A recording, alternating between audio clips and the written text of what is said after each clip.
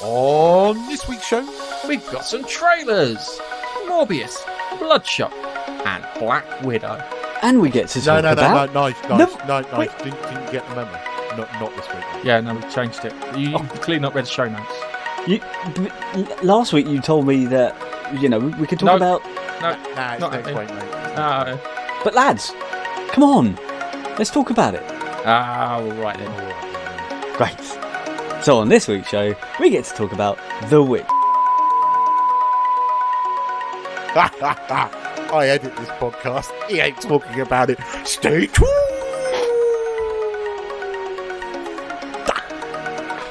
Don't encourage him, Commander Baxter. It's not worth it.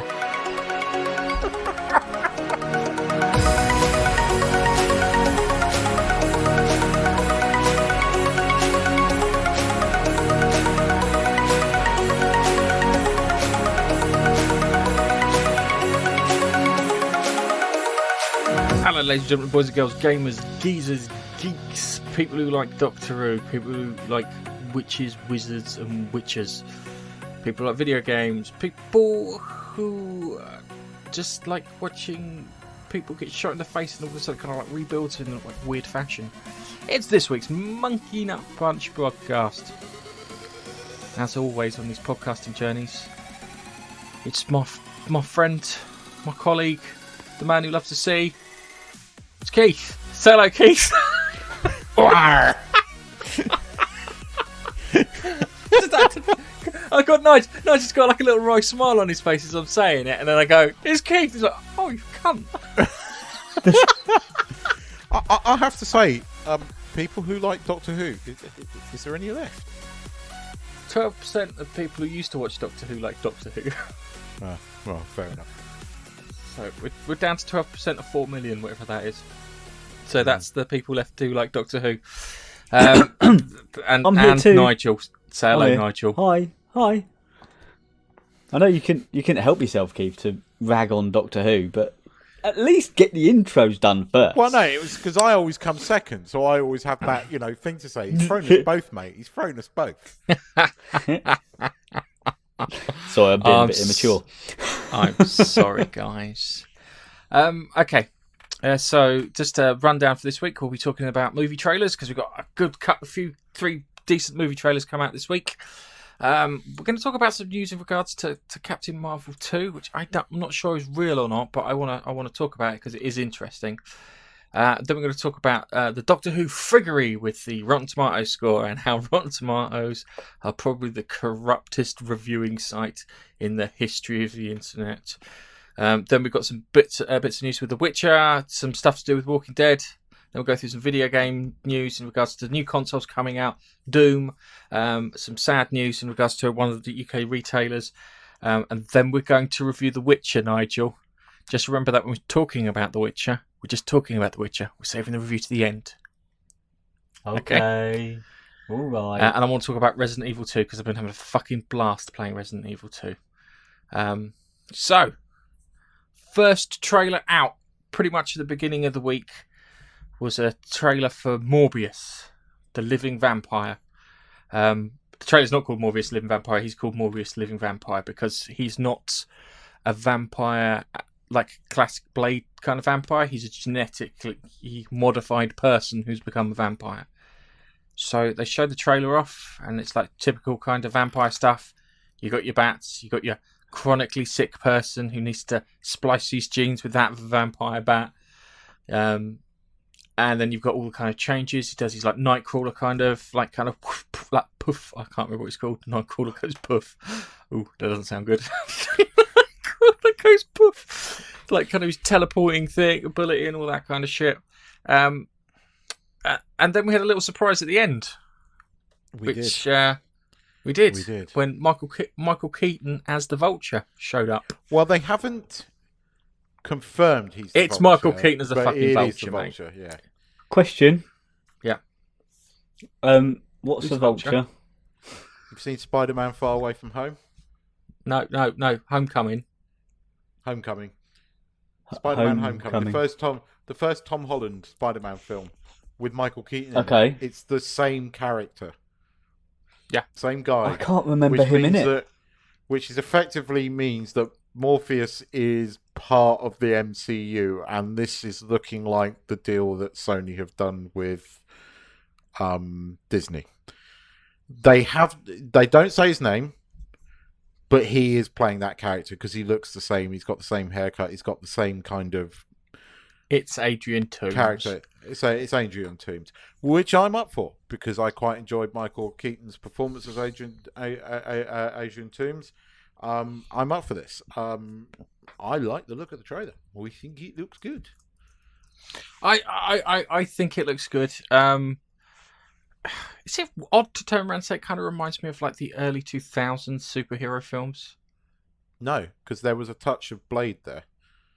It was a bit Bladey, a bit X-Men-y. Yeah. That's what it felt like to me. Definitely. So yeah, it's. I looked at that and was like, "Ooh, could be good." I'm kind of up for this because I bet you they're hiding a cameo of Spider-Man. I reckon they are, and I'm up for that. Sony have got arguably some of the most interesting characters from the Marvel universe, right? And if Disney and Sony can fucking keep it together, they could become quite profitable together. They could, even if it is that Sony are only really allowed to play with their own toys, if that makes sense. Yeah, but Disney can play with the Disney toys, but Sony can play with the Sony toys, if that makes sense. So all the stuff, the Spider-Man stuff, they've got access to that, and they kind of share that, but they can't sit there and crowbar Thor in there or something. But, if they're given like a sandbox within the MCU, they're allowed to reference things, but you don't necessarily get the characters over. You're not going to get like as you said, Thor popping up or the new Captain America or whoever it's going to be popping up, but you're allowed to reference it. That's enough because it's like, oh, this is in the MCU, and if they can reference each other's characters, that's cool enough for me. Yeah. See, I just had a quick look because I forgot to do this because I was doing all the other notes that Matt Smith's character is a guy called Loraxus Crown. Cool name. He's a vampire known as the Hunger. Oh, he's a vampire, is he? It says he's a vampire, but it says he gets his abilities from Morbius's experiments. So I don't know if they're setting up Matt Smith as the villain for the next film, or he's going to be the villain of this film. I'm hoping he's going to get to be the villain of this film, considering he was cut out of Star Wars, which isn't too bad for your career, mate. All right. So Loraxus, Loraxus Crown. I think I've probably butchered that fucking name there. But yeah, he looks interesting, and yeah, I think if they're quite right, they can both Marvel and Sony can mutually benefit each other. I do think they should get rid of Amy Pascal after the whole sandwich incident. Oh, I think they should have got rid of her right from the offset because I think she's part of the problem that Disney and Sony didn't get on. Tom Rothman's also part of that too. Yes, I know. You have to realise that most of the dealings when it comes to Marvel and stuff has come from Sony corporate in Japan going, what the fuck are you guys doing? This could make us money. Do this. And they've overridden them because the Japanese aren't fucking stupid when it comes to business heads. So yeah, that's it is interesting. I'm trying to, because all I remember about Morbius is the game Maximum Carnage, where you could call him in like as an attack, and the Spider-Man cartoon show that I watched as a kid, I where he was running around going plasma, and Blade turns up to try and kill him, and Spider-Man had to explain that he wasn't a proper vampire, and that's why they called Morbius the living vampire. I watched the same cartoon as you, and that's where I remember Morbius from. So I'm going to have problems. I'm going to be calling you Morpheus. Take the red pill. Take the blue pill.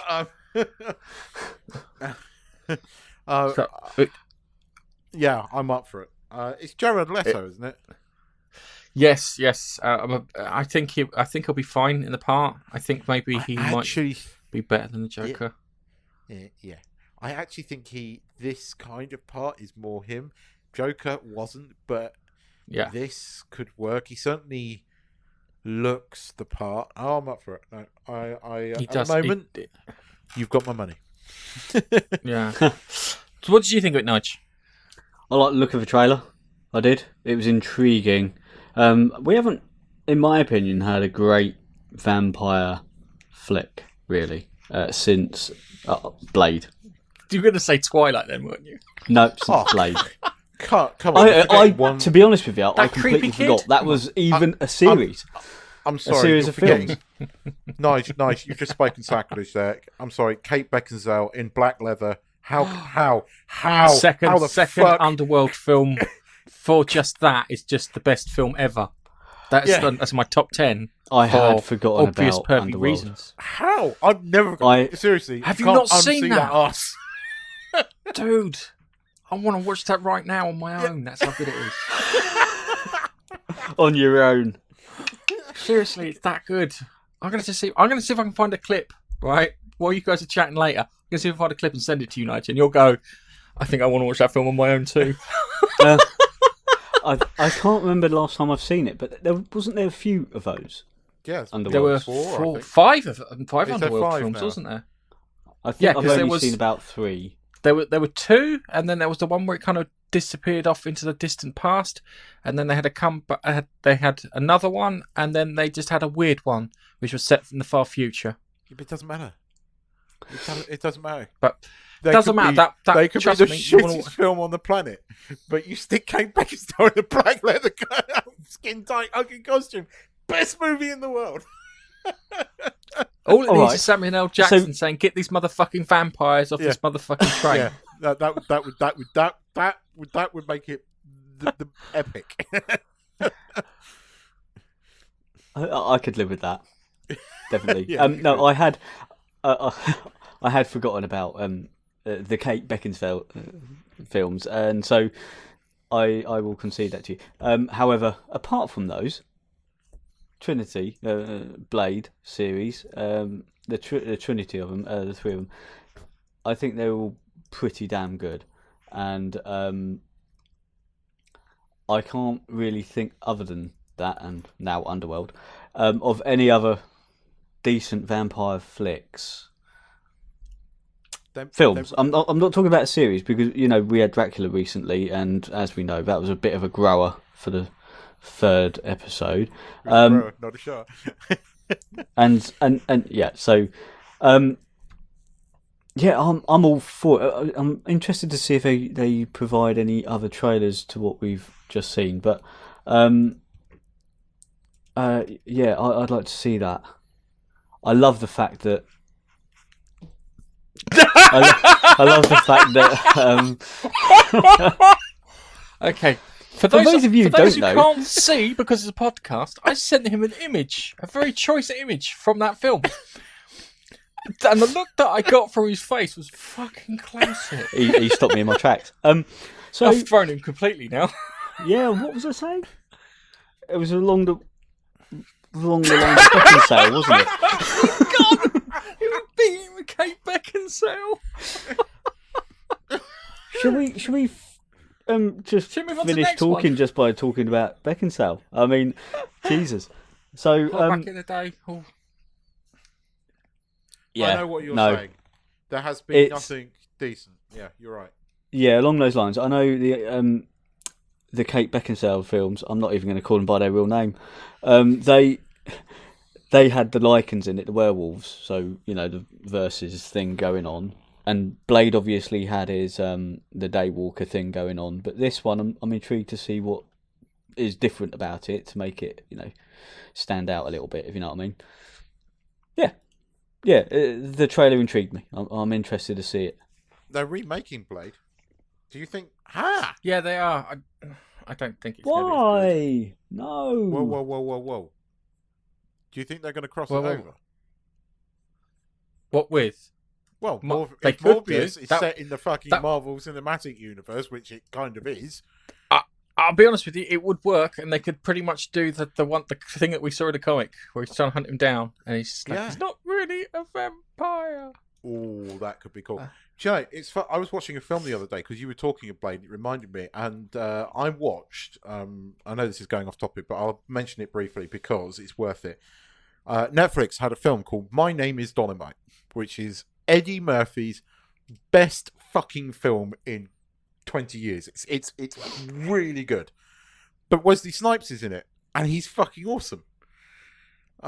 He plays a very gay, very camp film director, and he is amazing. And it took me about 5 minutes to realise who it was, because I'm sitting there going, I know his face. It's like, oh my god, that's Wesley Snipes.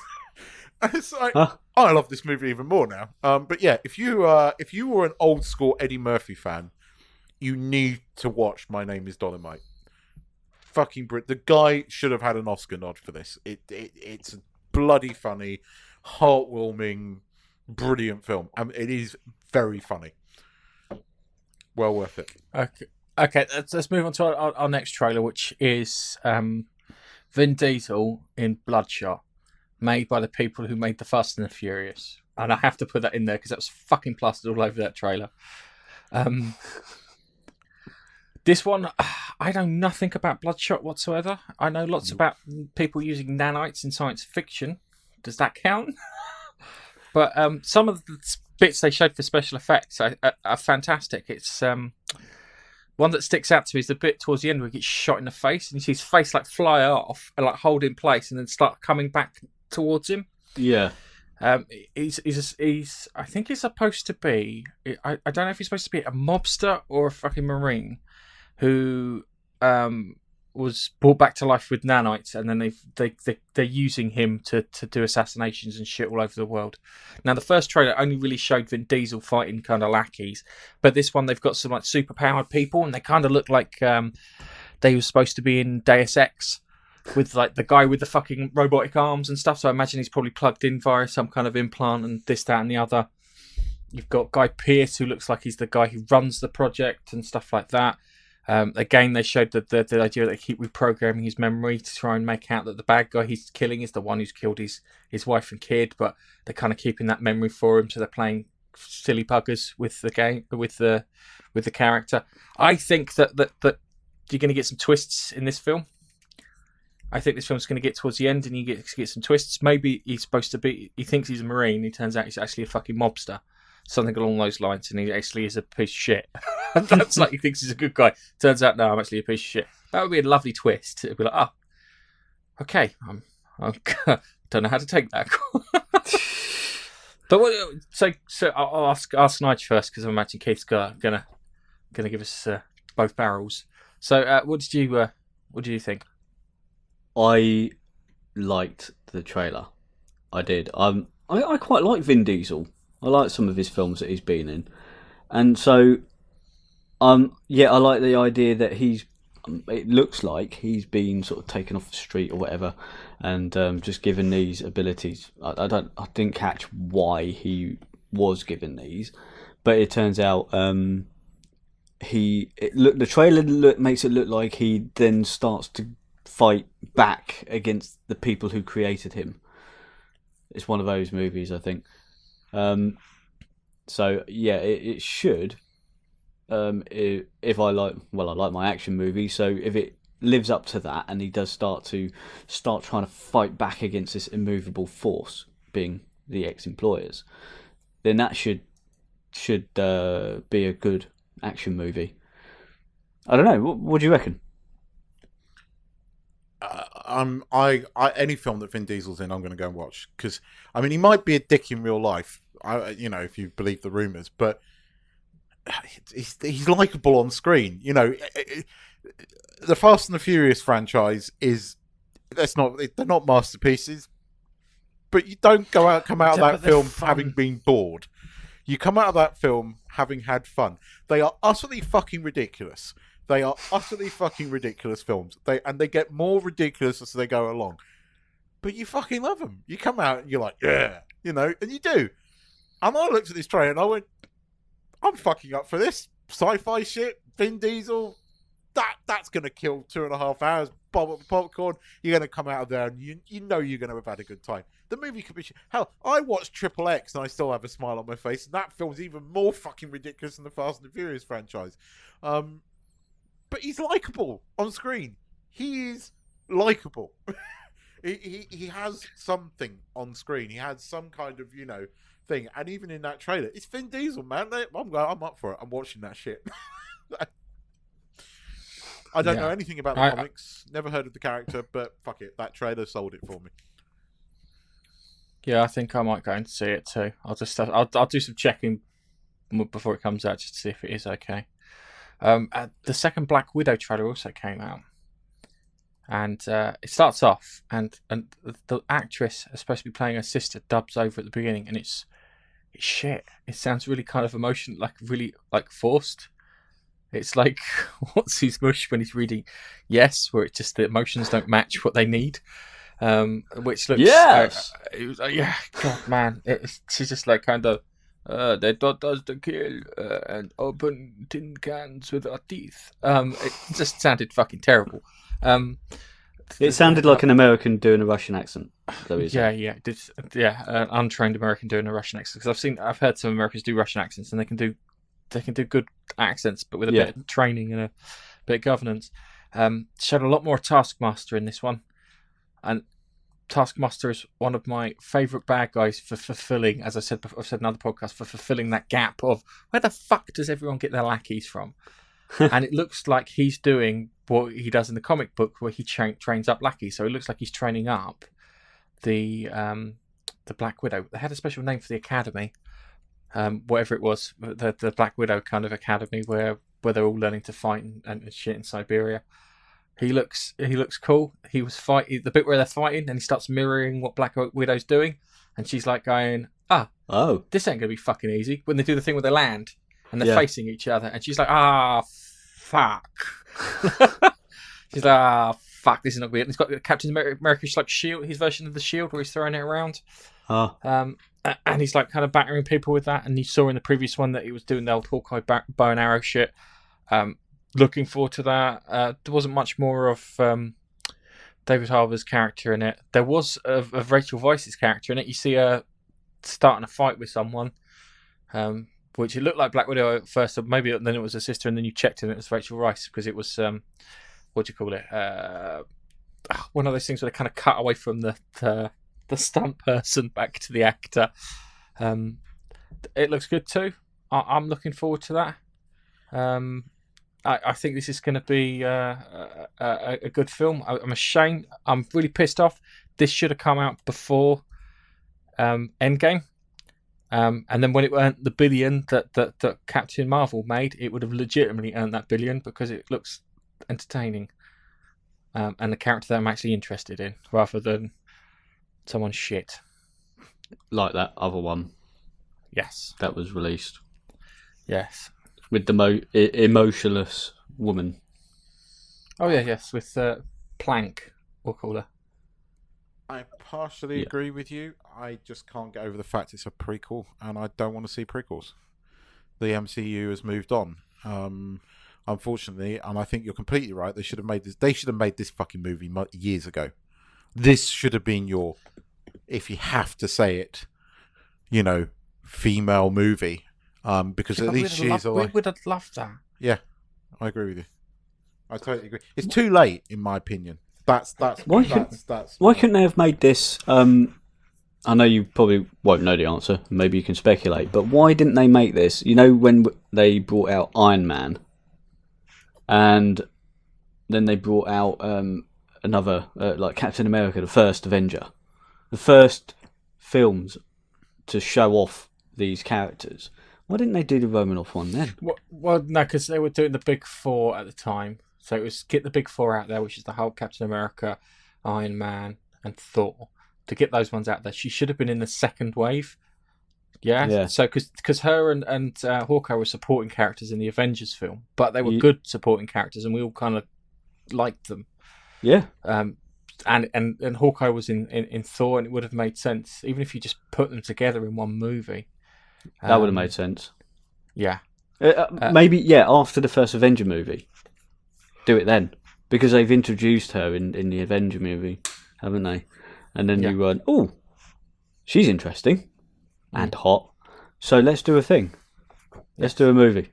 And people would have, I bet you people back then even would have watched it. A lot of people would have watched it.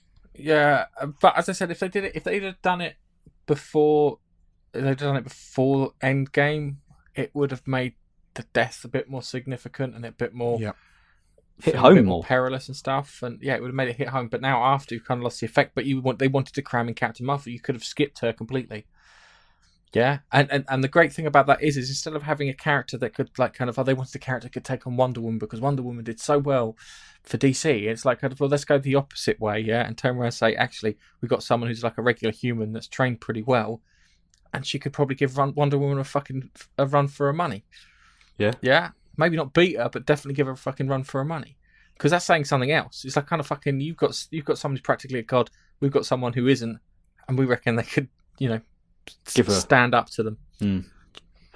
But they didn't think that way, and I think that Brie Larson was banging Kevin Feige too. It's the only excuse that I could think for this shit. I really, and I still think during that act, her face was completely motionless. Yeah, it would be like banging one of those Potato sack. blow up sex dolls. I give Christine Ritter trouble because she fucking opens her gob up, mouth breathes like a human sex doll, but Brie Larson's probably one made of wood where it's been carved in. Talking of Brie Larson and Captain Marvel, we got I don't know how true this is, because I've only seen it from one source, and because I've only seen it from one source, I'm finding it quite hard to validate, because usually when I do these stories, it's two or more, but this one here, because it's interesting, I put in as a company called Sausage Roll in Australia, and it could be Australia's version of the Onion, and this could be shit. Could be. They if you see the picture of the woman, she's your typical red-haired feminist. Apparently, is the next writer for Captain Marvel 2. Her name is Kelly Sue DeConnick. Sorry. Apparently, she's an uber feminist, a never Trumper, a pro-Iranian Islamic activist, which doesn't quite tie up with the feminism part of it. But she is a massive comic book reader, nerd, and whatnot. I checked her Twitter to see if she had tweeted anything about this, but she's gone Twitter silent for the next month. And because you've gone Twitter silent for the next month, I can't tell if this is legit or not. She's one of these women who insists on putting a fucking ring on her nose to make herself look like a fucking heifer, which always drives me up the bloody wall. Yeah, and it's like, why? What's with putting the ring in the nose to make you look like cattle? Yeah. This story's probably clickbait, but until Botsamish gets back on the internet, I can't tell. But part of me is like, kind of, there's a good chance this is true, and this is why I'm bringing it up, because I'm like, oh fuck, no, don't do it, and it's like, you're gonna do it, aren't you? But I think Captain America 2 is gonna fucking crash and burn. And I put an image in here of the state of Captain Marvel comics. And you can see from like 2009, you got Ms. Marvel, pretty much in sexy swimwear. Yeah, everyone's like, "Whoa, she's a bit all right." And then you've got her from 2019, where she looks like Jay from Jay and Silent Bob. If you could see in the show notes, because that's the state of fucking comic books. You can't have women looking like women, or women looking like superhero women, because that's different from real women. Yeah. And men looking like superhero men, and people don't understand that. It's like, oh, I need to have my representation. It's like, I'll buy you a mirror. You can look in that. Yeah, Jesus Christ, I need my representation. Where's all the superheroes who are fucking bold? And where's Professor all the fat superheroes? Hey, Keith. Lex Luthor. What was that aimed at No, me? villain. That's a villain. I said heroes. No, but you've got a Professor X, mate. Professor X is fucking He does nothing sweet. but direct people where to go. He's like a fucking conductor. Professor X can crush a man's mind like you can a beer can. He's like super powerful. He's like Omega level mutant. That's how bad Professor X is. He's like seriously top tier shit. If I knew what an Omega level is, then I'd probably understand. That's pretty much how strong you can get before you get to cosmic being. Yeah, You're talking about like Superman level power. Yeah. Okay. All right.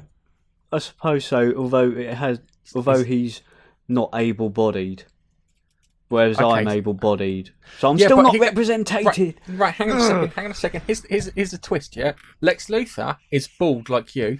Yeah. He's also ginger like you. That's why he And went Lex bold. Luthor has been the hero in quite a few comics, and he would be the hero if he wasn't so full of ego, like you. Keith, I'm right in saying that Lex Luthor is a ginger. Yes. He took some time to think about that. He's not sure. He's a ginger. Well, Lex, you need to grow a beard to represent me.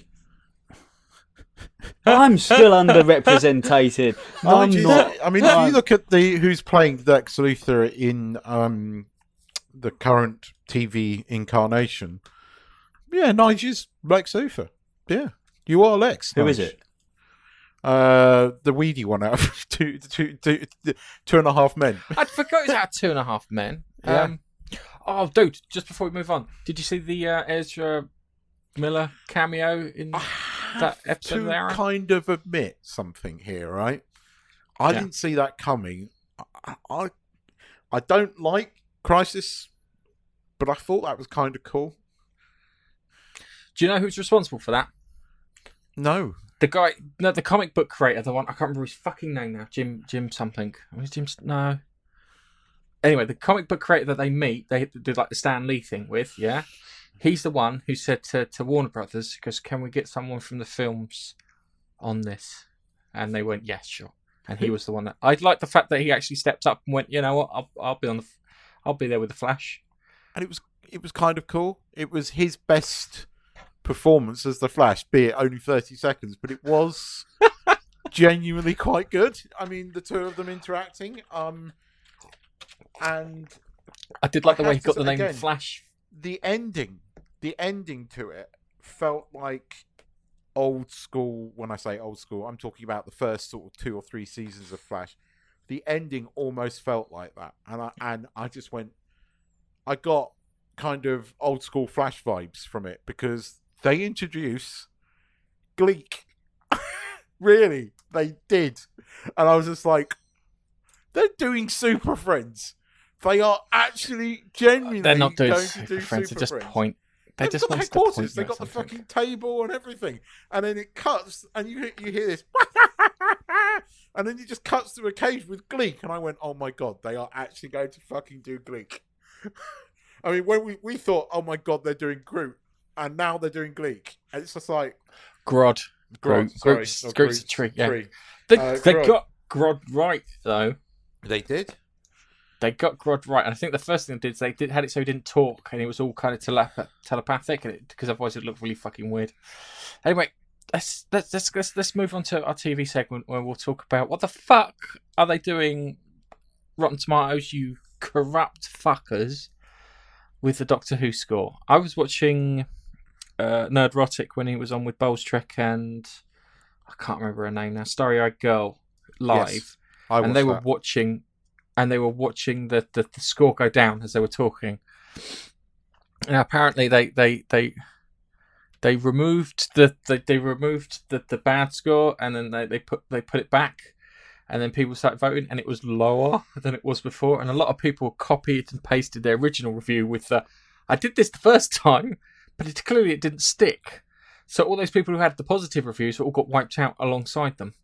Rotten Tomatoes is rotten. It's genuinely rotten. It's something wrong, and this is where I went back to a couple of weeks back, where I was saying that Metacritic probably is a better measure than Rotten Tomatoes. But what was it, Orphan 55 episode where you got Greta Thunberg at the end with the "How dare you?" Properly. And this is the worst thing is, I went online and I went, right, you know what, I'm going to find the best Doctor Who speeches. Most of them are Capaldi's. Sorry, guys. Capaldi was the best person at doing speeches. Everything from the Zygon inversion to his finish off, he could do it. I don't know, but I think Matt Smith's... No. If you just do it by volume, by volume alone, Matt he fucking Smith's, beats everyone. Matt Smith's 2 speeches, one from the final episode where he's lecturing the Daleks, and the one from the terrible episode, The Rings of Akatan. But that speech kicks anything Capaldi does. I'm sorry, but it does. That's the best Absolute Doctor bullshit. Who speech. The Zygon version one, the Bootstrap Paradox one, Yep. the Listen one. There are and so this many. is the guy The that whole prefers of Matt Smith. Hellbent? No, not even close. Not even close. You can have your opinion, Keith, but it's wrong. No, I don't care. It doesn't conform to the standards, Keith. So it's sorry. wrong. I'm sorry. That's the best moment in an argument. You can have your opinion, but it's wrong. I'm sorry. Oh, I'm sorry. But the Capaldi was the best at the speeches, man. He really was. Seriously, he was. Out of volume, he had the most, but I think Matt Smith did some corkers. But and he David managed Tennant to did some make good ones terrible too, episodes of Doctor Who have moments of the speech where he's giving all those memories. That the power behind that. Look, I loved Capaldi, but if I had to pick a Doctor, it's going to be Matt Smith. The Zygon version one's a lot better. This is a scale model of war. And he's talking because he's reasoning with them, and it just works. I think it works a lot better. I genuinely do. But it doesn't matter because we've got fucking Jodie Whittaker with, they're arguing about the dishes while the house is burning down. The house isn't burning down, darling. The house is fine. The house is a bit wet, maybe, from the rain. Okay? Knock it off, because whatever you're proposing would kill millions of people across the world. They would die from cold and starvation. Let's not go that way, please. Let's find something better. Nuclear power, maybe? Nuclear power? Can we do that? And on that note, do you remember last week, Nigel, we were talking about cool films to watch when we were in school? And you said Child's Play. Yes. Guess what? What? There's a Child's Play series coming to SyFy. Oh. Yes, they've been given a straight to series order, which always sounds fucking weird. A guy called Don Mancini is doing it, and it sounds like exactly the same fucking plot as Child's Play. Someone picks up the evil-looking doll, and murder ensues. And it's hilarious. Here's the unfortunate thing, though. 2 problems here. 1, it's on SyFy. 2, it's on SyFy. So it's either going to... If it's shit, it'll go 8 seasons. If it's really fucking good, it will get cancelled at the height of it. It will get cancelled because that's what SyFy do. It's all right. Amazon will pick it up. Yeah.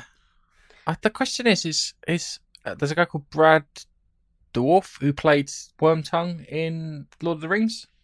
He did the voice of Chucky. He did. I don't know if he's doing the voice of Chucky in this, but yeah. Crikey, I don't know. What can you do with a Chucky TV series apart from... I don't know. I've got mixed feelings about this because, the film. I feel this should just stay as it was. You've got the films; they're done, they're dusted. Well, you can't really take it anywhere unless Chucky goes on holiday. Chucky goes abroad. Chucky visits Venice. I don't know. This week, Chucky will mostly be eating entrails. Chucky makes a prank show. I suppose for the first half of the series, you could do it as like a mystery sort of thing, and it's like who's getting killed off, but we know it's the fucking doll, so that doesn't work out very well. Or maybe they could have a killer alongside. It's a Chucky TV series. It's crikey. Anyway, let's talk about another TV series, one that I've been enjoying thoroughly since I got past the first 2 episodes, which are dog shit. And that's The Witcher. The Witcher's been confirmed for season 2. Yep. Henry Cavill confirmed this on Instagram because I saw it. Because there was him walking down the street. He goes, I'm getting ready to join the pre-production meeting for The Witcher 2. Like that. He's like, come on, guys, it's going to be good. And then Lauren Hirsch... Oh, Christ. Can they just have Lauren Smith? I'm going to call Lauren Smith. Also confirmed on Twitter that there'll be a second season of The Witcher, which is great. I'm enjoying it at the moment.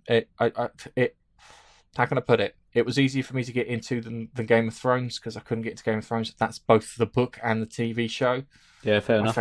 I found you guys really like it. I found it incredibly fucking boring because not much happened, and The Witcher does the opposite. Lots of shit happens.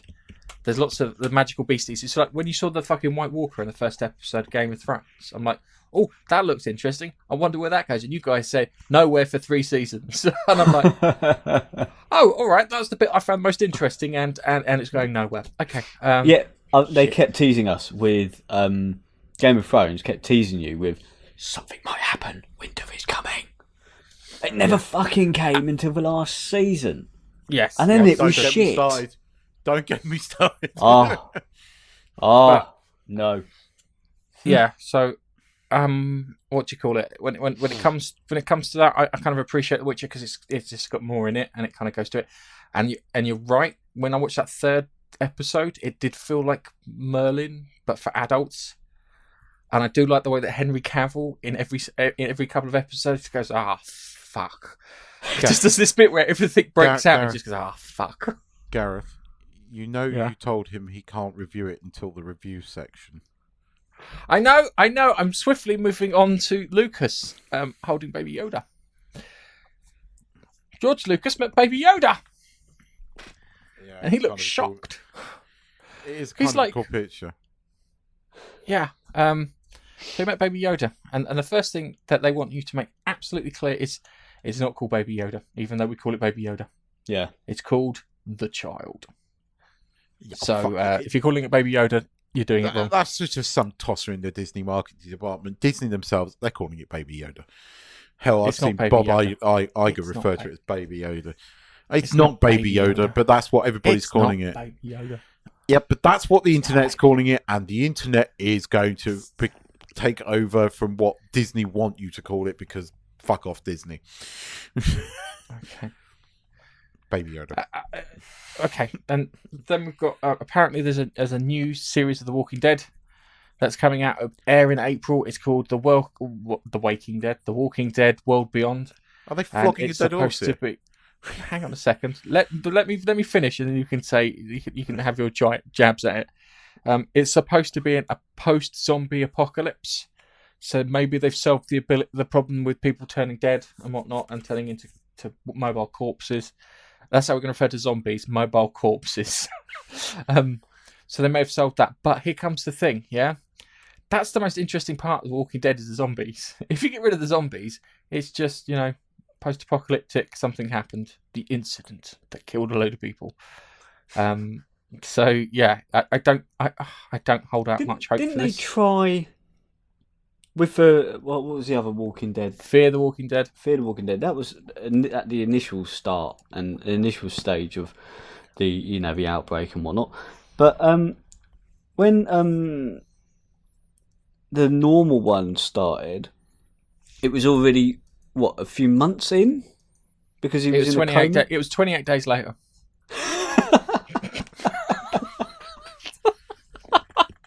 Sorry. This not 28 weeks. Months later, maybe. I don't know.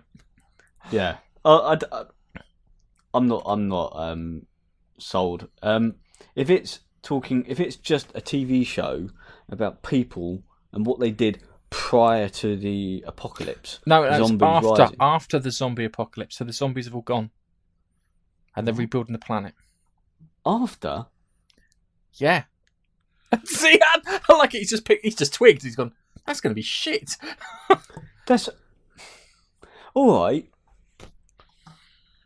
It's Walking Dead without the zombies, mate. It's shit. Yeah. I'm sorry. Yes. It might not be that, but that's the way it was described in the article from Daily Mail. So well, yes. The articles written nowadays are pretty shit, aren't they? There is no such thing as professional journalism. They're all a bunch of fucking morons. The whole. I did a course once. I did a course once. Yeah. Remember from our previous life as Gaming Face Punch, we're all technically video games journalists. You know that, don't you? Yep. You guys are infinitely more knowledgeable than the people that call themselves video games fucking journalists. Well, I refer to Cuphead and Doom. We see that one with a guy trying to play Cuphead and the fucker trying to play Doom. It's just, I think they did it on purpose for clicks. I'm pray to God they're not that fucking stupid to put that out. Oh no. I've been listening to. I listen to, although I have to switch it off. I only listen to it sometimes to see what I'm missing in the UK. But I listen to the Pilot TV podcast and the Empire podcast. Now, the Pilot TV podcast has the editor of the Empire magazine. How she's an editor, I do not know, because she's dumb as fuck. Diversity hire, mate. They need to tick a few boxes. And she carries on about having an English degree and seems to stumble on some of the most simple English words. Journalism is dead.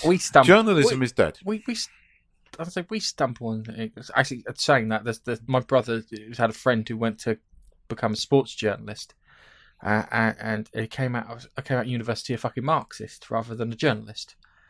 And my brother's like, what the fuck happened to you? He had a real fucking go at him, because what the fuck happened to you like that? Boy, you should be telling me about sports shit that's happening. I should be going to you for my fucking sports news, but you're lecturing me on politics. You went to be a fucking... It is worrying, because it's like turning into a little socialism factory, which I don't like. On that note, talking of socialism factories, world's worst segue.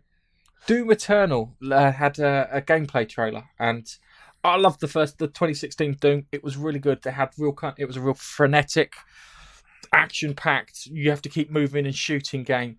Really good, and this one here looks just as good. And they've kind of expanded on the lore and on the gameplay with the kind of the shotgun with the grapple hook and the jump mechanics, and it looks a bit more. There's a bit more height to the game. I don't want to say verticality, because I always hate that fucking term. But there's a lot more height to the levels, so it kind of goes through the whole kind of 3D gamut. It seems to be the story that they seem to be putting across is there's a war between heaven and hell, and we're kind of caught in the middle as the sacrifice to keep heaven and hell going. You get to see Doom Slayer or Doom Guy's face. I think it's Doom Slayer in the 2016 version. So you get to see some of his face, which is cool. He seems to have like a Predator cannon attached to his shoulder, which also looks cool. And then you've got kind of things. The bad guy from the previous game is in there. Looks like he's been caught. He was an AI called Samuel Hayden, and it just looks really fucking sweet. I'm looking forward to this, but I have promised myself that I won't buy any full price games this year, which I'm going to regret come September. Why? What's coming in September? All the games come out in September. They'll come out in September and February. So yeah, and I'm like looking at this going, I could have a bit of that, because it looks fucking awesome, and it does look good. So what do you guys think?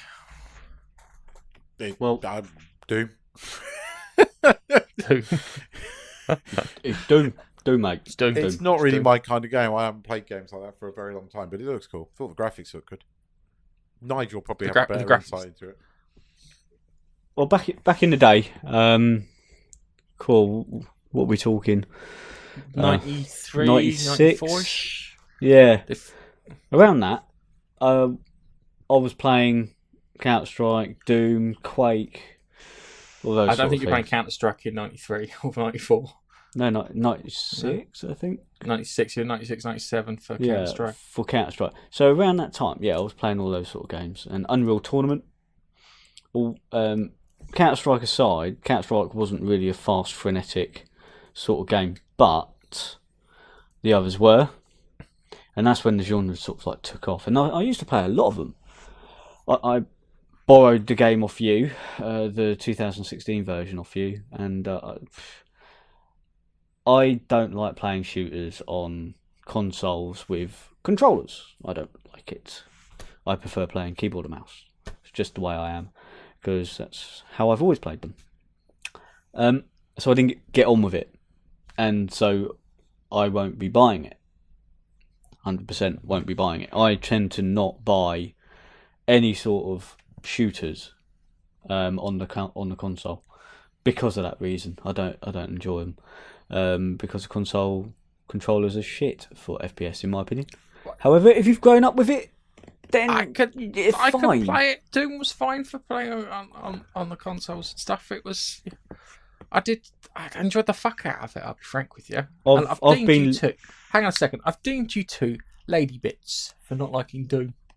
You two No, are both it's not that lady bits. It's not that I don't like it. I You're just gay. never really got into those games. I never, That's fine. Quake It's- I played a bit with you. And I played Doom with you. I played Doom 3 with you, which was, years ago, but was amazing graphics and stuff back then.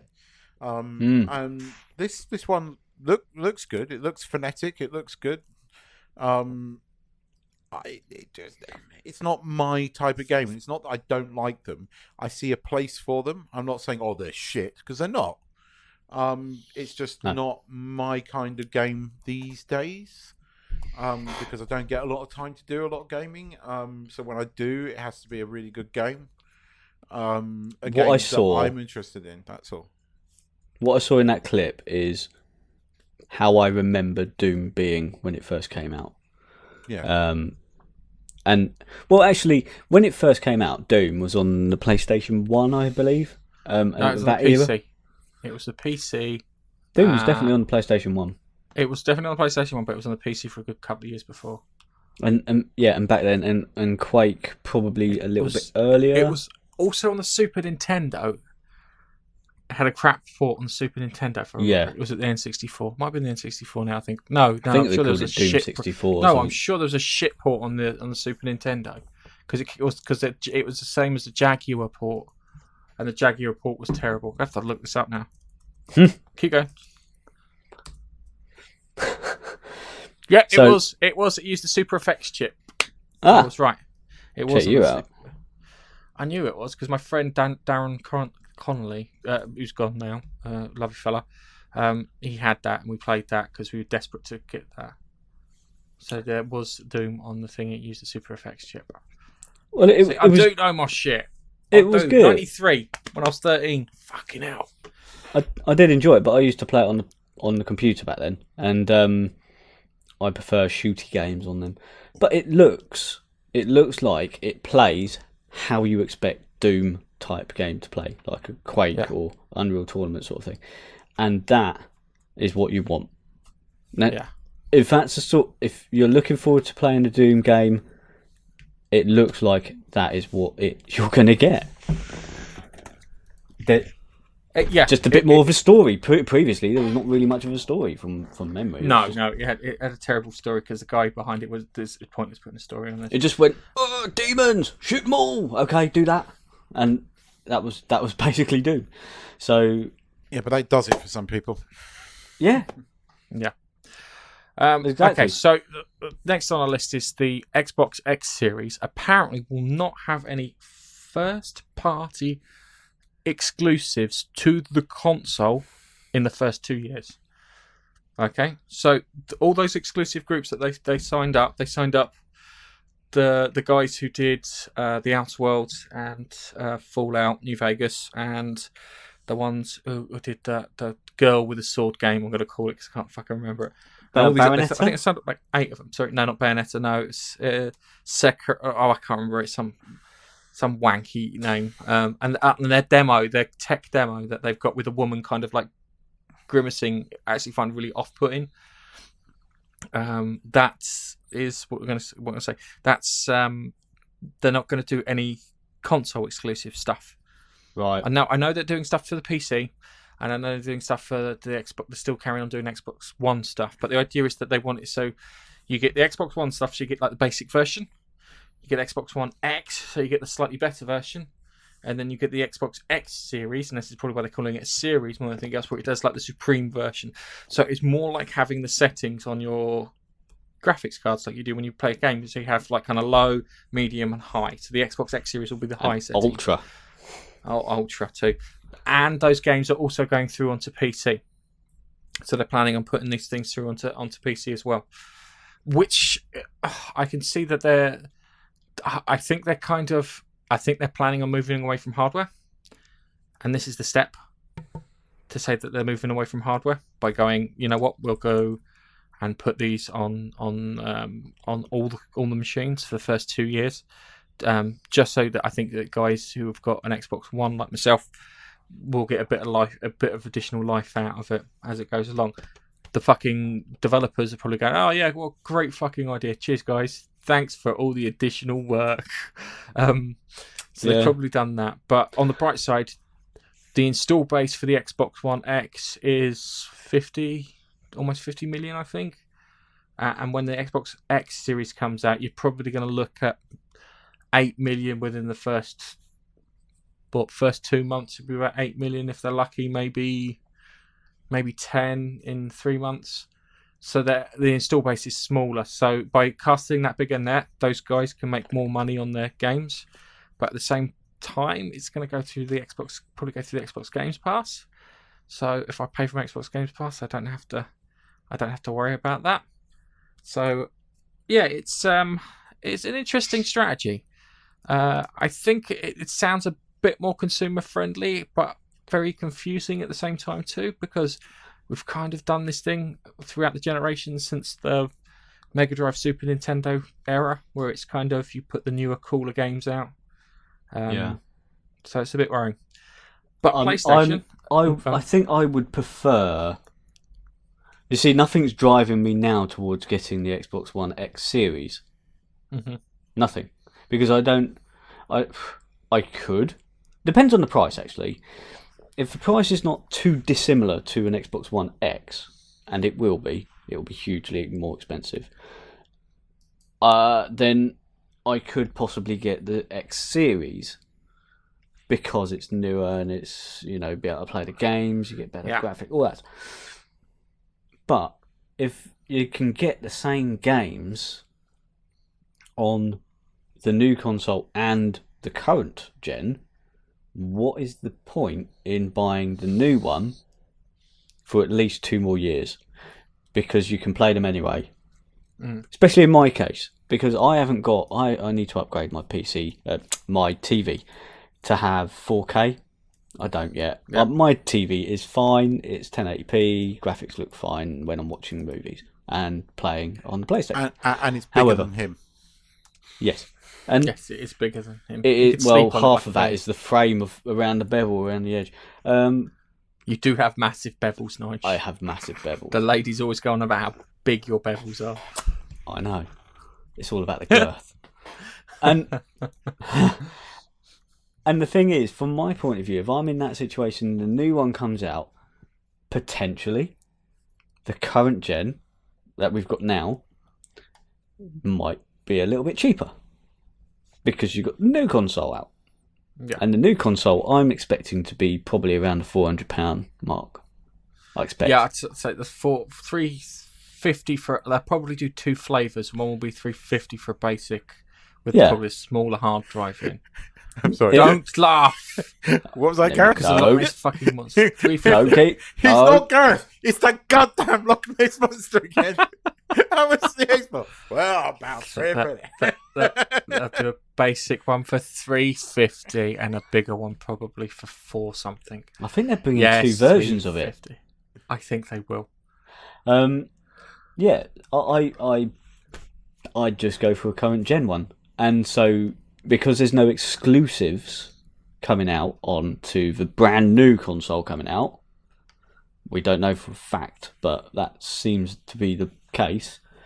Then there's no real reason for me to go, I fancy an Xbox. I'll just get the current gen because I can still play all the new games that are coming out. There's no, and the exclusives that they are making for Microsoft, they're getting made for both gens. So you might as well just buy the current gen. Anyway, that's my thoughts anyway. So I think they might miss out on console sales.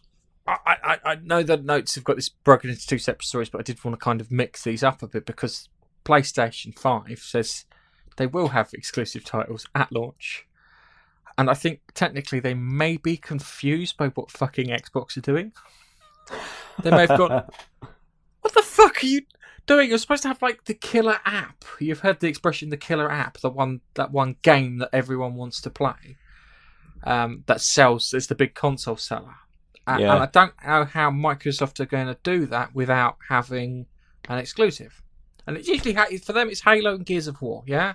Yeah. For Sony, it's loads even of Forza. stuff. Even Forza, yeah. For the car enthusiasts. So it's And I believe, like you say, Sony are releasing a few exclusives only for that gen. Yeah, I think the PS5's backwards compatible because there's something I heard someone that's saying something in regards to what Xbox was saying. So I think it's going to be backwards compatible to 5 to 4 and 1 and maybe 2, but not 3 because of the architecture. The 3 architecture was fucked, wasn't it? It was just a complete separate. The funny thing is, the 3 architecture with parallel computing is what they do in graphics cards. That's how they run graphics cards now, using parallel architecture rather than serial architecture. And I do find it a really odd thing that more people hadn't picked up on that. But from a programmer's perspective, and you don't like him, but Mark Cerny explained it very well. Yeah. In regards to the architecture and how to develop a game engine.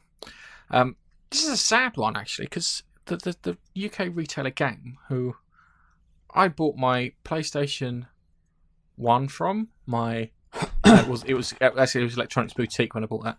My PlayStation worked there. 2 from, my PlayStation 4 from, I didn't get my PS3 from.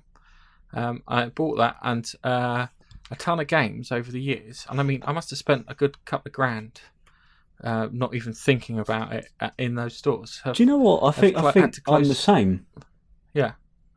Although I do remember buying my first PlayStation, which was PlayStation 1, from a local independent store where I used to live. Yeah. But number 2, PlayStation 2. I bought my 360. I got everything else was through Game. Okay. So, but the long and short of it is they're closing down, and I didn't notice this until last week. When only 40 stores. Only 40 stores. I know, but I noticed there's a term. It's called burying the lead, Nigel. I'll tell you about it later. Wink, wink. All right, son. Went to Woking, and they closed the store at Woking. Have they? And that made me start looking. Yeah, they closed the one in Woking. It's already gone? So it made me... Yes! I haven't been there in ages. Okay. I did not know. Okay, alright. So anyway, they closed 40 stores to try and keep themselves going, which is fine. One thing I didn't know until I think you pointed it out, and I read it earlier 2 hours beforehand, is that... is it fucking JD Sports or Sports Soccer? Direct. Sports Direct. Sorry, I couldn't remember which weird...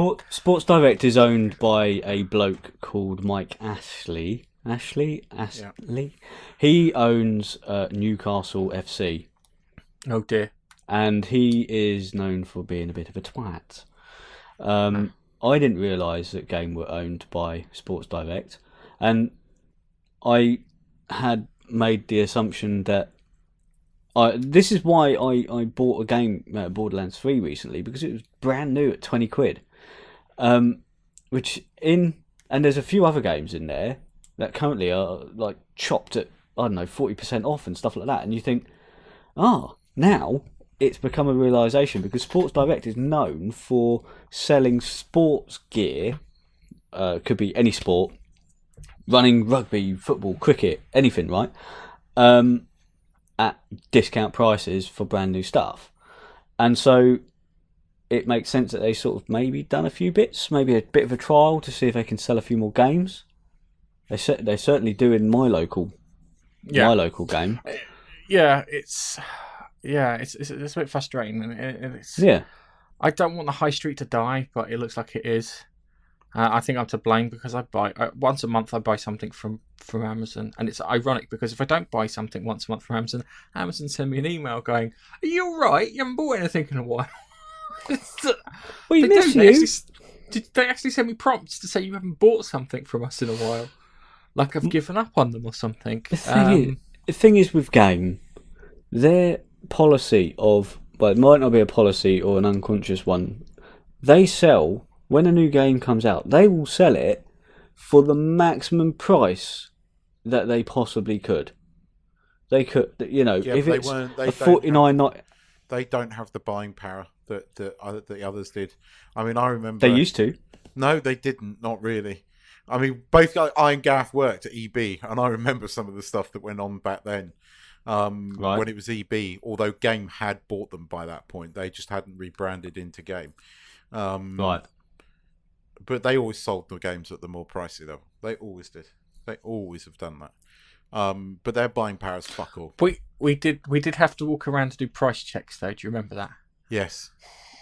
We had to verify call them that price Hydro checks. Thunder on the Hydro Thunder on the Dreamcast was being sold at $37.99 in UK or something.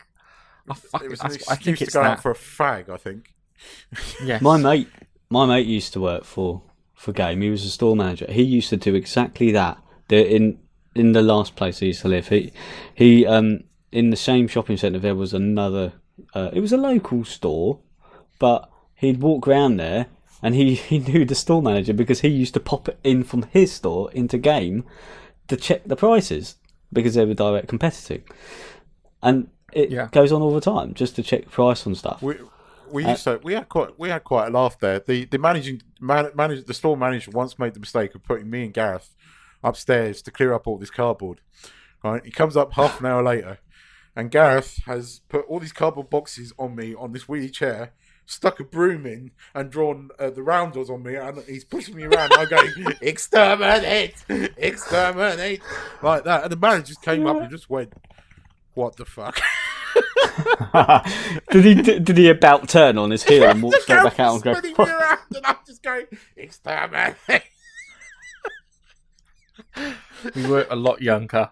All right, we were a lot younger. That was like 20 years We ago. would do that now. I reckon you would. You know. Yeah, you probably. I've got it in my. Yeah, you would do it now. It was. It's hang on a second. But now I'd wind up pushing him down the stairs if you said something to upset me. Daleks can't go downstairs. Yes. If he upset me, though, I wouldn't do it just randomly.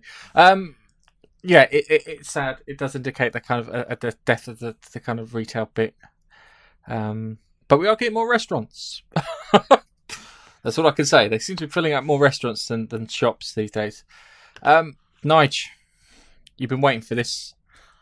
We're going to talk about Resident Evil 2 on the PlayStation. Yes, we're going to talk about I can't wait. Talk about Netflix's Witcher. I haven't got all the way through it. I am halfway through episode 8. I have been pacing myself with this because I've been enjoying it, and I've been looking at my TV schedule going, I should be watching Doctor Who, but there's no Doctor Who on, so I have literally been pacing myself with an episode a day. Yeah. But I may have watched more than one episode. The first thing I will say is the first 2 episodes of it were utter trash. It was such a hodgepodge. They threw a load of stuff in there, didn't make any fucking sense, and only from the 3rd episode onwards was it any good. Because narratively, story-wise, I had no fucking idea what was going on. Geralt It was odd, yeah. Was a travelling exterminator from my perspective, and the bird playing Yennefer should have really taken that lump of cotton wool out of her face as she's chatting away, because she's just chatting away. She's got that lump. She's got a lump of fucking cotton wool in her mouth. Because they didn't go full bore with the makeup and stuff for her, but I imagine that they've got a bigger budget considering how popular it was, and how popular the fucking Witcher is now. The writer who was arguing with the guys who made the game for more money needs to shut his gob, because of the game you got a TV show, and because of the TV show the game and the fucking books are selling like fucking hotcakes. Oh yeah. The guy, because he was whinging, because the guy, I can't remember his fucking name now, the guy was whinging about he wasn't making that much money from the video games, where the bloke who did Metro 2020, the story in Russia where everyone's hiding in the underground and whatnot, he turned around and said, he goes, I let him do the game, and then all of a sudden my book sales took off. Everyone started buying it, and then we're having to translate into all these different languages and stuff, apart from Russian and English, which it was already out in. And he said, because it was really, it made all the difference. He told him to shut up because that money's going to come his way one way or another, and he needs to just kind of do that. And I think that he's probably looking at home at a big pile of cash in his living room, going, "He was right," because this TV series is good now finally, and it's. I prefer it over what do you call it, Game of Thrones, which you guys loved. Yes. But shit happens in this. Shit happens apart from people arguing and it becoming soap-like. I much prefer this to Game of Thrones. It's more sorcery shit in it, isn't it? Yeah. There's stuff. There's like cool shit happening because we can have the fights and stuff. But if we're gonna do fantasy, give me some fantasy. Do you know what I mean? Can you explain something to me? Why does the bird in the Magic Academy turn the 3 girls into slugs or whatever they were, eels? She turned them into eels because they were a sacrifice to give her power. It was the bit where they were holding the flowers, and she explained that you have to use the flowers in order to use the power. That's what she was doing. She was using them to give her power. Because you saw when they were trying to levitate a stone, and the girl didn't hold the flower.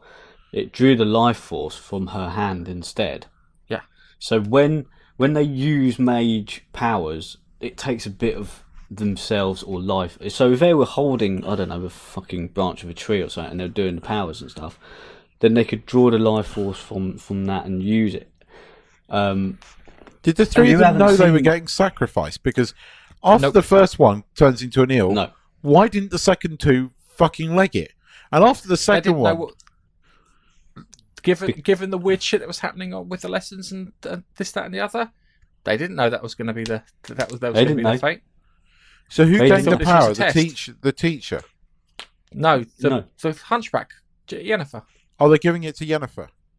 Yeah, because that's why she was hard on Yennefer, because she was the one getting taught. The others. I know Yennefer becomes beautiful and everything else like that, but every time I sat down to watch it, I started liking it after episode 3 and thought, I need to start paying attention to this because you do. I still don't know what the fuck is going on, and I want to know because actually this is now getting interesting.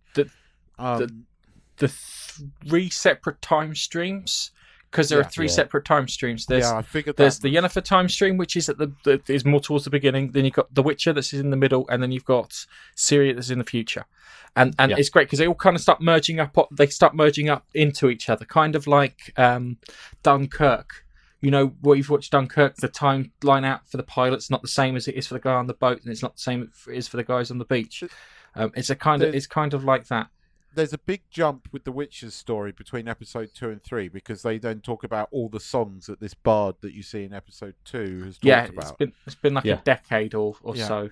Where That's right. And this is why I'm saying I've got to start paying attention because I quite liked episode 3. And you're right, the first 2 episodes are dog shit. But as I said to you last week, I think the first 2 episodes are for the people that are in the know. And if you're not in the know, they don't make any sense. But from the episode 3, they were... Things started getting interesting. I think so. And although I was quite adamant you guys should just persist a little bit, I obviously haven't read the books, and I've only played about an hour's worth of the game. But I think I got enough out of the first 2 episodes to make me want to watch a couple more in order to get a bit more. Because, like I said before, I like that sort of genre. When you've got a fantasy sort of setting, I think that you do need a little bit of magic actually shown off by people. And have some monsters to slay and stuff like that. Game of Thrones, it peed me off because there was barely any of it. Barely any. You just had the dragons and the White Walkers show up every so often. Yeah, and so this is in the element. So yeah, you definitely need to persist past episode 3, and you do need to pay attention a bit. I was saying to Gareth on the phone, I think if this is the way they wanted to do it, with the timelines jumbled and jumping around and stuff, they should have put a little time stamp, a date stamp or a year stamp, because these are not in the same year. These are, like you say, can be decades apart. So they should have put a year stamp at least, just to in the bottom corner, sort of go, we're talking about here back when I've forgotten the court, but Witcher is taken by the bard to assist him in the court, isn't he? Where is this the one with the hedgehog dude? The hedgehog dude who has been cursed at the time. Just right. Hang on a second. Hold on a second. Right, because I was watching this. Yeah, the reason that what's the name of that kingdom that series from? Sintra. Yeah, the reason that it fell is because the Queen broke the rule of surprise. Yeah. because it didn't make sense until because it was like they did look like they kicked a lot of ass, and all of a sudden they stopped kicking ass, and then it gets to the episode where the witch is now at the castle just before Sintra falls because the timelines are starting to catch up. Yeah. And it's like kind of, oh, you broke the rule of surprise. And it's like, oh, if she goes to The Witcher, then I haven't broken the rule of surprise. And it's like, it's really weird because the rule of surprise sounds like, don't look at your Christmas presents. Yeah. If you look at your Christmas presents, they get taken away. That's the rule of surprise. And that's key. They set that up quite well, I think, by showing Destiny catching up on them because of the Hedgehog Man and the girl he liked, and claimed the rule of surprise, which was the Queen's daughter, and then the two. I don't think he claimed the Queen's daughter. I think that because he claimed the rule of surprise, and then it was revealed that Whatsomish was pregnant, which was a surprise. Therefore, it was tied into the surprise. Does that make sense? The rule of surprise is always to do with the unborn child because you didn't know that they were pregnant, and so surprise! Yeah, so surprise! That is a fucking surprise. That's why in that episode, it's the law of at surprise. The end, sorry, Henry Cavill had that. Oh fuck! moment. I love it when he goes, "Oh fuck!" Because that's when you know something really bad has happened, and so. He wasn't expecting her to be pregnant, but she is. She's been shagging a hedgehog. Because he was cursed. Because leave the helmet on, please. Yeah, because the Hedgehog Man could save the life of the Queen's husband in a battle, and he said, "How can I ever repay you?" And he said, "I will claim the law of surprise," and that turned out to be. He didn't know at the time, but the Queen was pregnant. And so the law of surprise was the daughter. And then he got together with the daughter, unknown to the king, to the Queen, and they got relationship and blah, blah, blah, blah. The Witcher saves the Hedgehog Man, and they have the girl who he is in love with, has a little kiss and stuff like that, blah, blah, blah. And the Queen allows them. She wholeheartedly allows them to proceed when marrying each other. Yeah, and thus Destiny was restored, and the curse was lifted. So who's the little girl's father? The Witcher. No, the little girl's father. No, the Witcher's the legal guardian is the easiest way of describing it. The legal guardian. So if he's the next of kin, if the that Hedgehog Man, that's a kin. Sorry. So the Queen's daughter marries Hedgehog Man, gets saved by the Witcher. The Hedgehog Man says to him, "How can I ever repay you?" He goes, "I don't know. I just claim the law of surprise." And he went, "Fair enough." He turned to walk away. And the Queen's daughter, pukes and everyone goes, "Oh shit, she's pregnant." And the Witcher turns around and goes, "Oh fuck." That meant that the law of surprise is he gets to be the legal guardian of the Queen's granddaughter, who is called Ciri. Right. And Ciri, I've been following. You see throughout. But I know that all the storylines right at the end all join up, and then season 2 is not going to have these confusing fucking multiple. No, season 2, because this one here's from the first Witcher story, which is more of a group of stories. An anthology it's sort a of group thing. of stories. Yeah. So you haven't seen the last episode, but there was a big bust up in it. Big fight between Niflheim and the rest. So all the mages get together in a castle and they're defending. It's like fucking defending Helm's Deep or whatever in Lord of the Rings. They're converging down. But they're trying to protect the bridge to the north, so they can't cross it. Because they're waiting you don't have to go. Yeah, around. They're waiting for the North armies to come down to this massive bridge. Which is really the only way across, the quickest way across. The north. Is there a Jon Snow? There's a north. And so the mages all decide, except for one mage who is on Niflheim's team, and Niffle. you'll recognise her because she's the one. Do you remember? Right.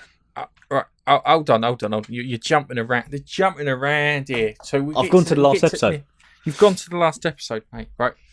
I can't help it. The long and short of it is if you follow Yennefer's story, Yeah. she becomes the new priest on the block or sorceress on the block, and she goes to a party and she's supposed to go off to some rich kingdom in the north, and she likes the idea of going to the rich kingdom in the north, but the rich kingdom in the north are rather racist towards elves, so and they she's don't part like elf. And the head of the the head of the sorcerers guild or group or whatever you want to call it, this black dude is like kind of, you know what, I'll send my niece there, wink wink, so she can have that and you can go to Niflheim, because Niflheim's where all the arseholes are at. They're all a bit religious, they're all a bit scary, no one really wants to go there. So she turns up after having herself altered at the price of having her womb extracted, and gets her tits, quite nice tits. And she then turns up and impresses this guy. I can't remember the name of the fucking kingdom. So she gets. I can't remember the kingdom. It's her home kingdom. Yeah. And the the chief sorcerer's niece gets yeeted to Niflheim, where she becomes a bit of a piece of work in regards to stuff, which you see very clearly in the bit where they're attacking a castle and they're burning through people to throw fireballs at it. Basically sacrificing people. Like we said before, in order to do powerful magic or any magic, it takes a little bit of life force to do so, and so for them to create powerful fireballs out of magic, there's a bit of a sacrifice on that.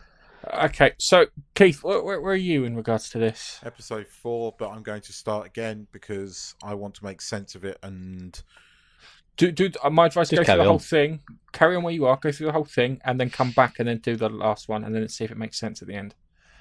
Yeah. So if you do the first 2 at the end, because that's what I'm going to do. I sent you guys a link to a the timeline. Yeah, that was really good. Not looking at that until I finish the fucking thing, guys, because I don't want spoilers. It just move along from the left across to the right, and it will tell you what episode references that time period. That's all it does, really. Okay, so it just gives you an aid. I don't want anything that might, because I know me. I'll look at one thing and then I'll research that one bit in that I don't understand, and then before you know it, I've gone through the entire backstory, learnt it inside out, and I've gone, shit, I've ruined it. So I know me. So I won't talk about the ending. Don't talk about the because ending, you haven't seen it, and nor have you. I'm close to the end. I'm very close to the end. But yes, it is good. Those first 2 episodes are dog shit. I'm quite disappointed at the people. I agree for doing that. I agree with you now. I think you were right. Thanks, Nigel, for forcing us to watch it. I did. I'm going back to watching it, but Sex Education came out this week, and it's fucking brilliant. I'm still distracted by the look of it, like I was in season 1, but there are some things in this. I woke my wife up for laughing so hard. I haven't laughed like that, and I really needed that laugh. It was the point in the week where I really needed to laugh, and I fucking burst into tears of laughter. There is a moment in it where 2 of the teachers get it on, and they have to use. One of the teachers cannot talk sexy, but he realizes it's not the words, it's just how. So he starts saying random words like potato, like that. But it's this bit where he goes, he's at the point of ejaculation, he just goes, Baba Ganoush! Oh dear. You have to watch it. It is really good. Season 2 is really good. Really, really good. Okay. I haven't seen the first one. Gareth did. Well, yeah. did. The first one was good. I really enjoyed that. It was a nice, fun little romp, which was kind of sweet and kind of romantic all at the same time too.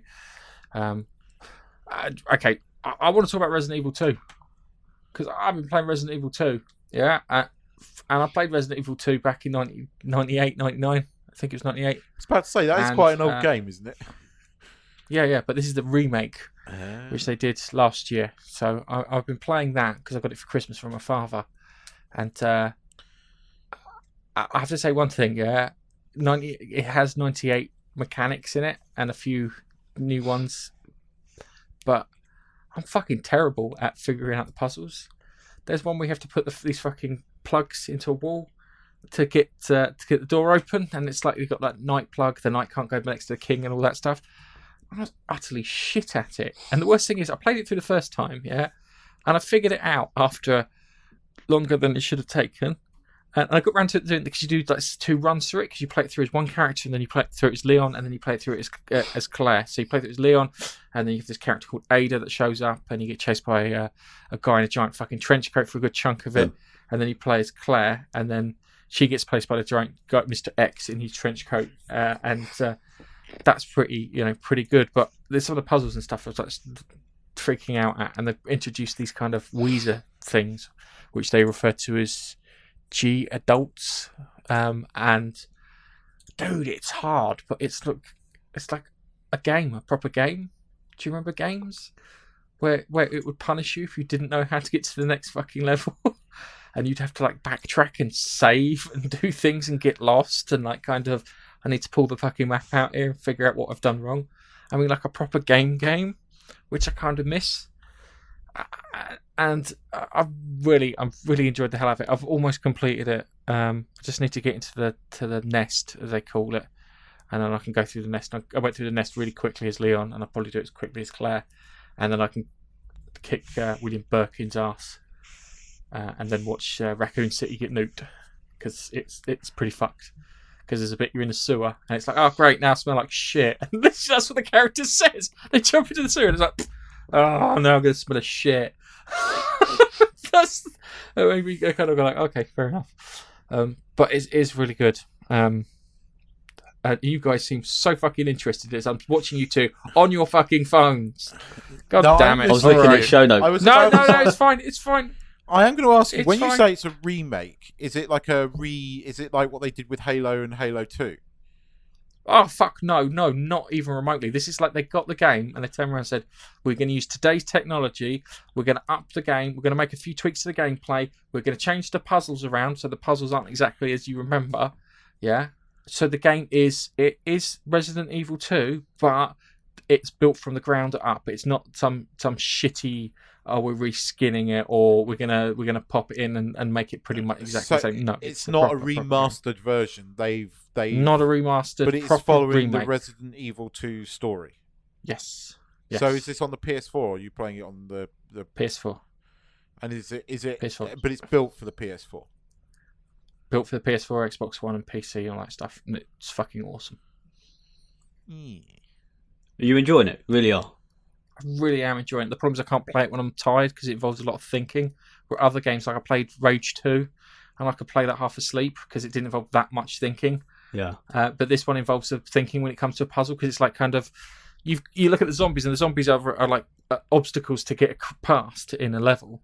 Yeah, so it's either you run past the zombie so you don't use any ammo up or any health up or something, yeah? Or you sit there and say, I can't run past them, I've got to take them out. And it's like, how can I take them out with the least amount of ammo so I've got tons of it?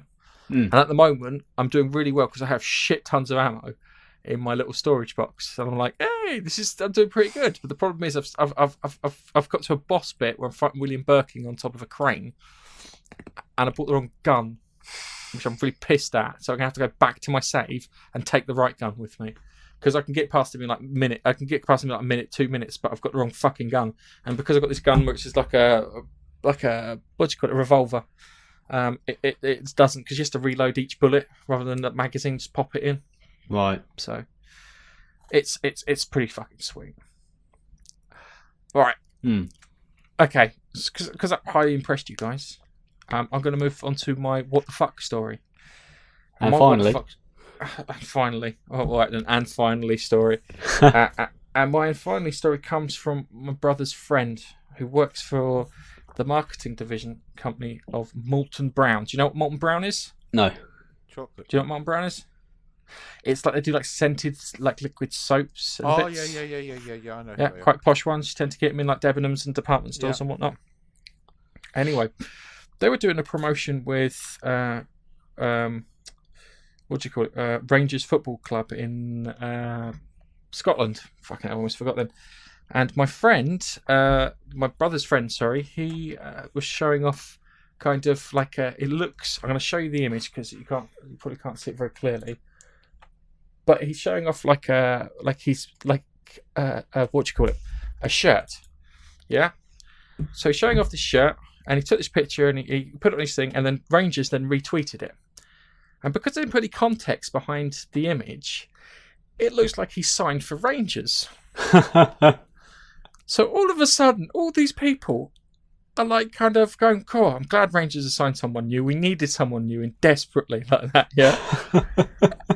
And he does the marketing department, yeah. So he's doing this stuff, and he's just getting people messaging him from Instagram saying, "Oh, well done. We look forward to see you, on the field and whatnot."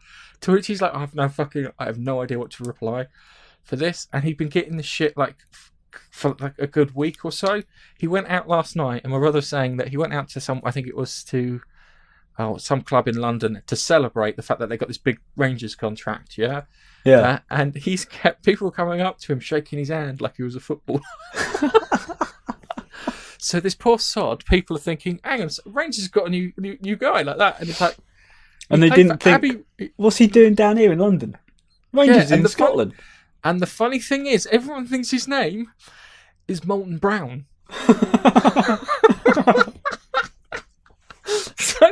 So the company, Molten Brown, are definitely getting the bang for their buck out of this, yeah. But my poor mate, my brother's poor mate, is getting confused with a footballer called Molten Brown.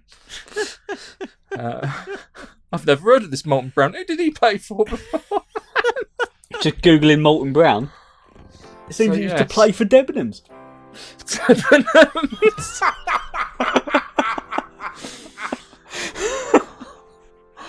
But I find it absolutely hilarious that this has happened. So yeah, we're waiting to see how our boy does at Rangers when he turns up. So good luck to him, all I say. I hope he does his team proud. They should bring him on as the mascot. They should bring him on as a mascot just for a one-off. Handing out scented candles to the crowd. Brilliant marketing. Yeah, I have to say that. But being Rangers, the Scottish... What the fuck is... I can't do a Scottish accent. You know what That's I mean. Irish, you bastard. What the fuck is this? What the fuck? No. I know that's Irish. No. I know that's Irish. And on that note, I think it's time we wrap this up and say goodbye. So it's goodbye from me. It's goodbye from me. And it's goodbye from me. Bye-bye. Bye.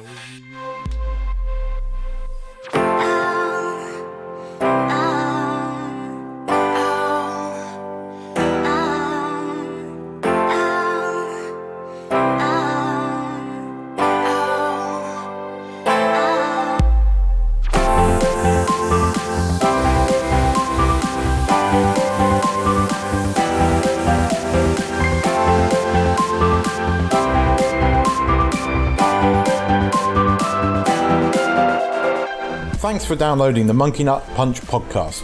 You can follow us on Twitter @Monkey Nut Punch. You can also find us on Facebook, facebook.com/Monkey Nut Punch.